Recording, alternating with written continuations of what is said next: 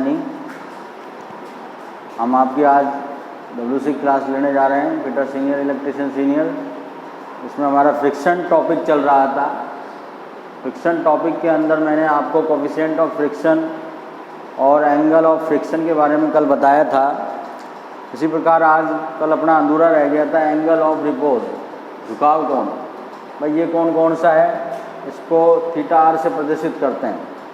ये कोण कौन सा है, वह कोण जो क्षैतिज व झुकाव तल, ये जो इंक्लाइंड प्लेन है, अगर वस्तु इंक्लाइंड प्लेन पर रखी हुई है तो जो इंक्लाइंड प्लेन है वो क्षैतिज के साथ जो कोण बनाता है, जब वस्तु जस्ट मूव करने वाली हो, इंक्लाइंड प्लेन पर क्या करने वाली हो, जस्ट चलने वाली हो, यानी इम्पेंडिंग मोशन में हो, तो उस समय जो हमारा फ्रिक्शन फोर्स होगा दोनों संपर्क सतहों के मध्य, वो क्या होगा, वो होगा लिमिटिंग फ्रिक्शन फोर्स, जो कि हम कहलाता है अधिकतम स्थैतिक घर्षण बल, जो किसके बराबर होगा, μs इंटू एन।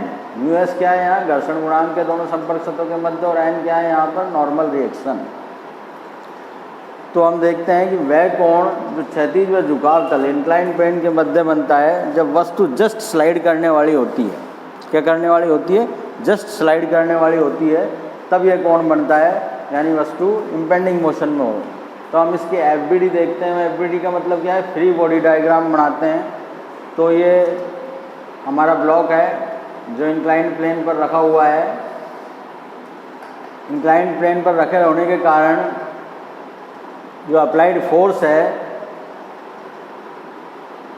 वो इसके भार के दो घटक हमारे पास पे प्राप्त होंगे, W sin थीटा और एक W cos थीटा। जो ये थीटा कोण है इसको हम ज्योमेट्री से ज्ञात कर सकते हैं, और वो इस थीटा कोण के बराबर होगा। तो W sin थीटा जो है वो अप्लाइड फोर्स है जो इस ब्लॉक को नीचे की तरफ स्लाइड करने के लिए काम में आएगा। लेकिन इसके जस्ट विपरीत हमारा फ्रिक्शन फोर्स लगेगा, अधिकतम घर्षण बल, जो किसके बराबर होगा, μs इंटू एन के बराबर, μs इंटू एन के बराबर। तो हम देखते हैं इस थीटा का मान क्या होता है। दो समीकरण बनाते हैं हम, समेशन एफ वाई डैश बराबर 0। मतलब जैसे ये है हमारा वाई डैश दिशा में और ये एक्स डैश दिशा में। तो वाई डैश दिशा में जो बल लग रहे हैं वो कौन कौन से लग रहे हैं, एक तो अभिलंब प्रतिक्रिया ऊपर की ओर और नीचे की ओर भार के कारण लगने वाला घटक क्या है, W cos थीटा, जो इसको नीचे की तरफ ला रहा है। तो ये होगा n minus W cos theta is equal to 0 Y दिशा में, यानी n बराबर क्या आ जाएगा, W cos थीटा। ये इक्वेशन नंबर हमारी 1 बन जाती है। इसी तरह से x दिशा में लगने वाले बल कौन से हैं, सिग्मा fx1 बराबर 0, यानी एक तो अप्लाइड फोर्स जो W sin थीटा है, जो वस्तु को जस्ट मूवमेंट करने के लिए काम करेगा, वो W sin थीटा, और इसके विपरीत दिशा में जो फ्रिक्शन फोर्स पैदा हो रहा है Fs, अधिकतम घर्षण स्थैतिक घर्षण बल, जिसको हम लिमिटिंग फ्रिक्शन भी बोलते हैं, सीमांत घर्षण बल भी बोलते हैं, वो बराबर किसके होगा, 0 के, यानी W sin थीटा किसके बराबर हो जाएगा, Fs के। ये समीकरण हमारी 2। चूँकि हम जानते हैं कि जो अधिकतम घर्षण बल है वो किसके बराबर होगा, μs घर्षण गुणांक और नॉर्मल रिएक्शन के, अभिलंब प्रतिक्रिया के, Fs बराबर μs इंटू एन। यहाँ से हम निकाल लेते हैं μs का मान, μs बराबर क्या होगा, Fs अपॉन n। अब समीकरण 1 व 2 से Fs और n के मान हम रख देते हैं। तो μs बराबर Fs का मान क्या है, W sin थीटा, और n का क्या मान है, W cos थीटा। W से W कट गया, sin थीटा cos थीटा क्या होता है, μs is equal to tan theta.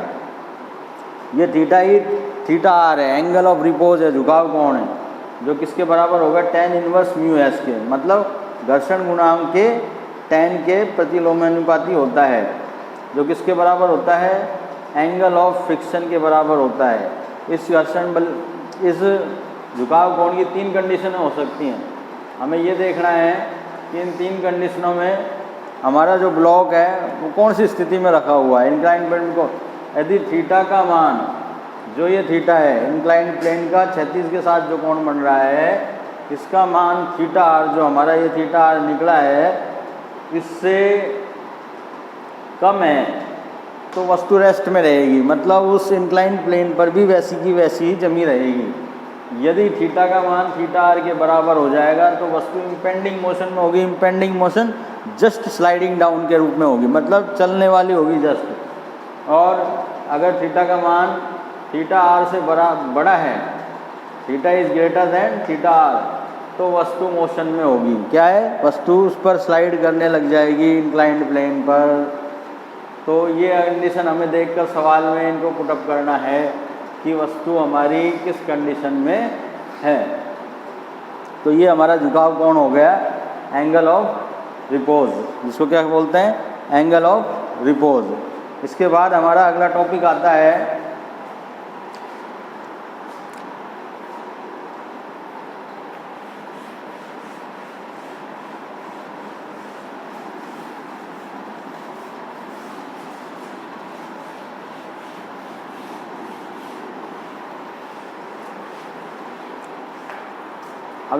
आता है हमारा क्षैतिज से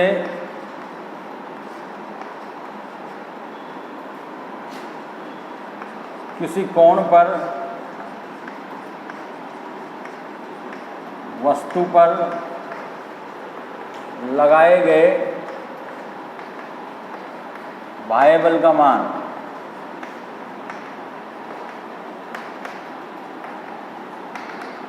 इसमें दो कंडीशन हो सकती हैं। देखिए, ये हमारी एक सरफेस है। क्या है? हमारी एक सरफेस है जिस पर एक ब्लॉक रखा हुआ है। ये हमारा एक ब्लॉक है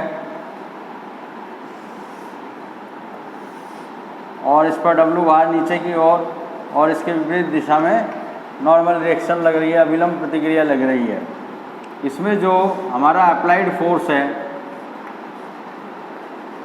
अप्लाइड फोर्स मतलब बाह्य बल जो लगाया जा रहा है इस वस्तु पर, वो थीटा कोण पर लगाया जा रहा है। किस कोण पर लगाया जा रहा है? थीटा कोण पर। तो इस स्थिति में मान लो ये बल क्या है? P है। क्या है? P है। तो इस स्थिति में इस P के दो घटक हमें प्राप्त होंगे।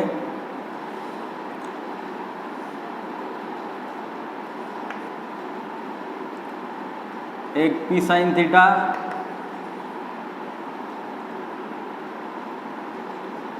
और दूसरा इसकी विपरीत दिशा में P कॉस थीटा।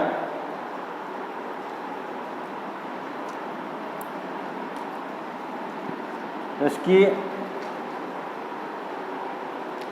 और दूसरा तरीका ये है, ये सरफेस है, ब्लॉक इस प्रकार रखा है इस पे और अप्लाइड फोर्स जो है हमारा इस तरह से लगाया जा रहा है।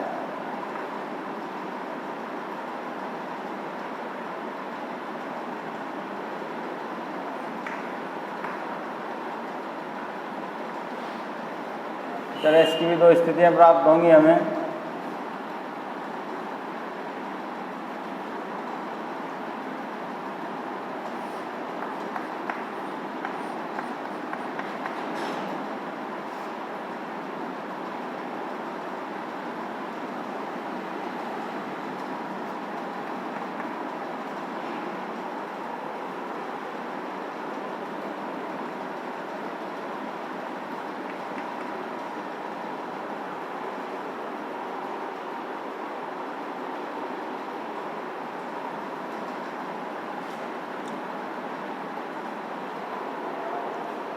दोनों स्थितियों में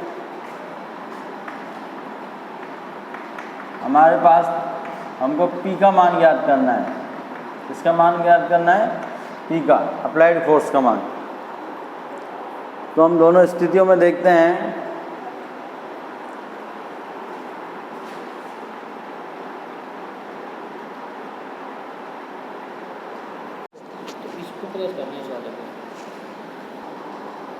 हाँ, तो गाइस हम क्या बात कर रहे थे दूसरे टॉपिक की, कि उस अप्लाइड फोर्स का मान ज्ञात करना, बाह्य बल का मान ज्ञात करना जो क्षैतिज से किसी कोण पर वस्तु पर लगाया जाता है। किसी कोण पर यानी थीटा कोण पर लगाया जाता है। यहाँ अप्लाइड फोर्स P है जिसको हमने इस ब्लॉक पर ये ब्लॉक किसी सतह पर रखा हुआ है, इस सतह पर थीटा कोण पर लगाया गया है ये applied force.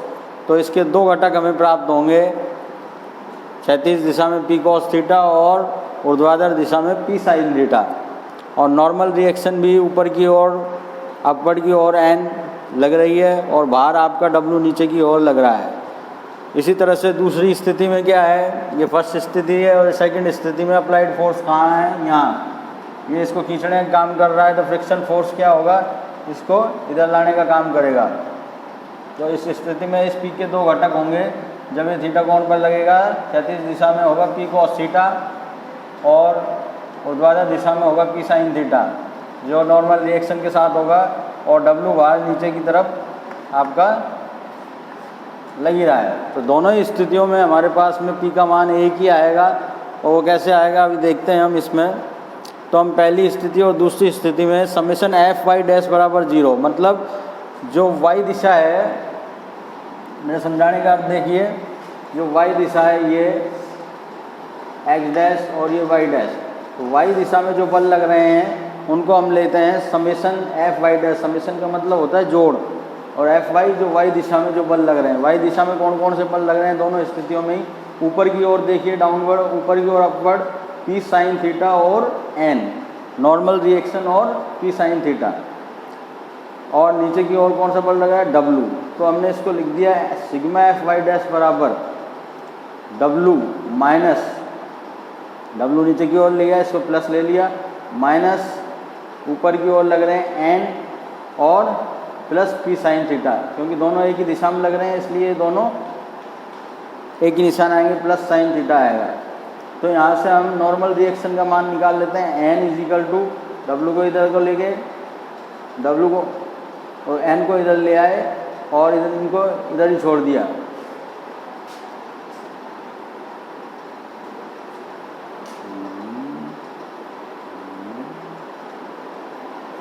Sorry,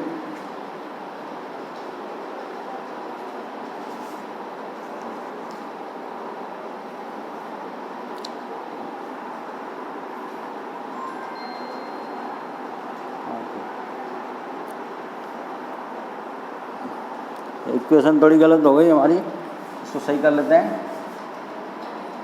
N plus P sine theta minus W is equal to 0।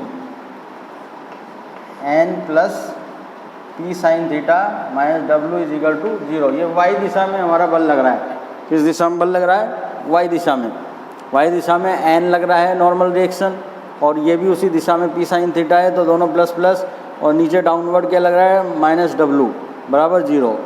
तो यहाँ से हमने डब्लू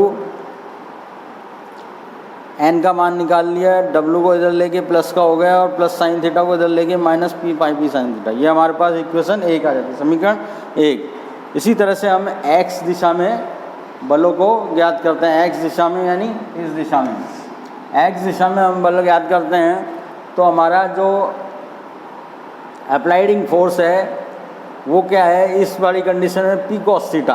पी कॉस थीटा के कारण ये ब्लॉक आगे बढ़ेगा। जस्ट इम्पेंडिंग मोशन है हमारा, जस्ट ब्लॉक चलने वाला है। तो यहाँ पर क्या होगा, अधिकतम friction force, limiting friction force पैदा होगा, जिसमें किसके बराबर होगा, म्यू एस इंटू एन के बराबर होगा। कैपिटल एफ एस बराबर म्यू एस इंटू एन, जो इसके विपरीत दिशा में लगेगा। इसी प्रकार इस कंडीशन में पी कॉस थीटा इसको इधर खींचने का काम करेगा, लेकिन इधर इसको फ्रिक्शन फोर्स काम करेगा। अधिकतम फ्रिक्शन फोर्स यानी अधिकतम घर्षण बल यानी लिमिटिंग फोर्स, जो किसके बराबर होगा, म्यू एस इंटू एन के बराबर। तो हमारे पास में दूसरी इक्वेशन बनाते हैं हम, समेशन एफ एक्स डैश बराबर 0, मतलब एक्स दिशा में लग रहे बलों का बीजगणितीय योग क्या होता है, 0 होता है। तो एक्स दिशा में कौन कौन से बल लग रहे हैं, पी कॉस थीटा माइनस, क्योंकि विपरीत दिशा में एफ एस इजिकल टू 0।